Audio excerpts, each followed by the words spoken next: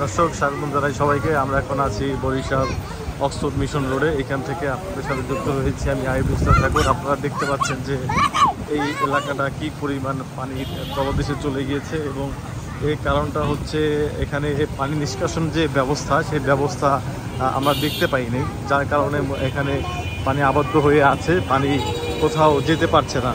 এবং আমার মনে হচ্ছে এখানে সিটি কর্পোরেশনের যে দায়িত্বরত যারা ছিলেন তাদের দায়িত্বে অবহেলার কারণেও এই কারণ রয়েছে। আপনারা দেখতে পাচ্ছেন যে কি পরিমাণ পানি জমে আছে এবং এই ক্ষেত্রে দেখাই মোটরসাইকেল অর্ধেকটা পর্যন্ত পানিতে ডুবে গেছে এবং মানুষের যে যাতায়াতে কি পরিমাণ যে সমস্যা হচ্ছে আসলে সেটা বলে বোঝানোর মতো না। আপনারা দেখতে পাচ্ছেন যে বরিশালে অক্সফোর্ড মিশন রোড থেকে আমি যুক্ত রয়েছি, কি পরিমাণ এখানে পানি আবদ্ধ হয়ে আছে।